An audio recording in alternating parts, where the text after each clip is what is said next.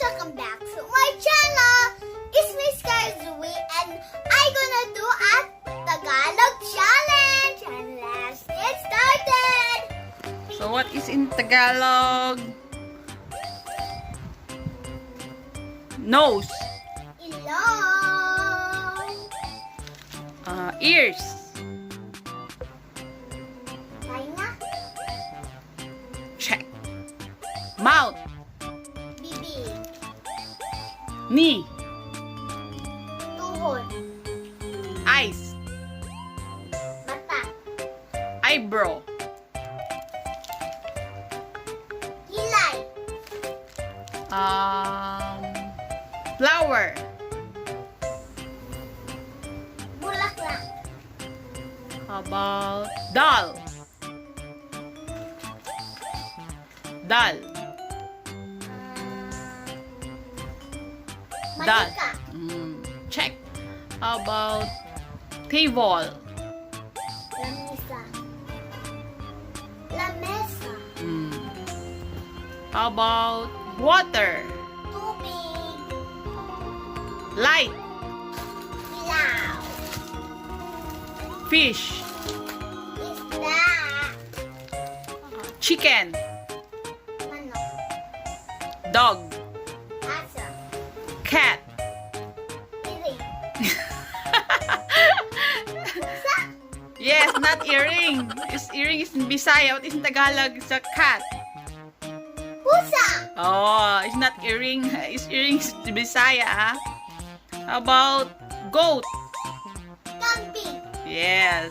Check. Cow. Cow. Baka. How about pig? Baboy. How about we got to the how about red? What is in Tagalog? Pula. So anong what is the tunog of the chicken? What is the tunog in Tagalog? Anong tunog ng chicken? It's the sounds. Rooster mo na chicken. How about ang dog? Cat.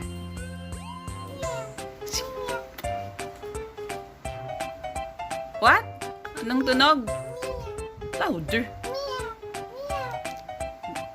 Goat. Cow. Pig. Snake. What is the sound of snake? Ibon. The bird.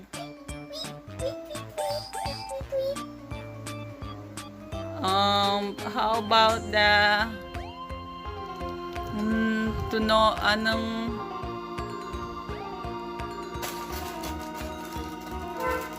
how about corn? Ano sa Tagalog? Mais. Yes, mais. How about ang apple? What is in Tagalog apple? Apple. What is in Tagalog apple? Ano sa Tagalog ang apple?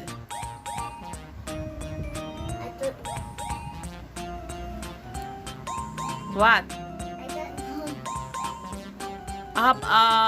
Tagalog is apple is mansanas. Ano? How about the mango? Mangga. Mangga.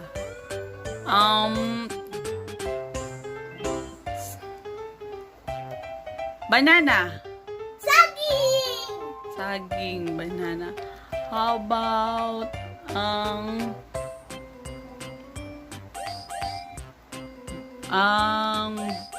ano sa Tagalog ang bed? Hidaan. ano sa Tagalog ang bed? Hidaan. No, it's the bed. Ano sa Tagalog ang ano? Higdaan? Not higdaan. Is kama. Kama. How about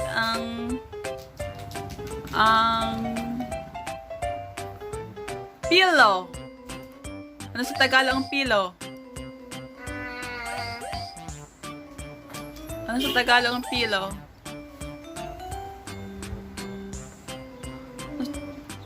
Ano sa Tagalog ang pillow? I don't know. You learned that one in the book. What is in Tagalog ang pillow? Usap. Usap. Ulan. Ha? Unlan Bisaya man that one is unan.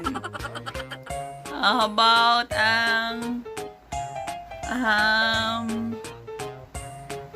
ilaw? What is in English ilaw? Light. Light. How about ano sa Tagalog ang kulay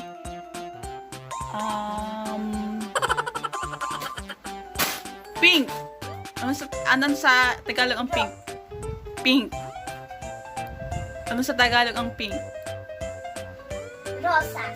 Rosas. So, is that's all your challenge? Yes.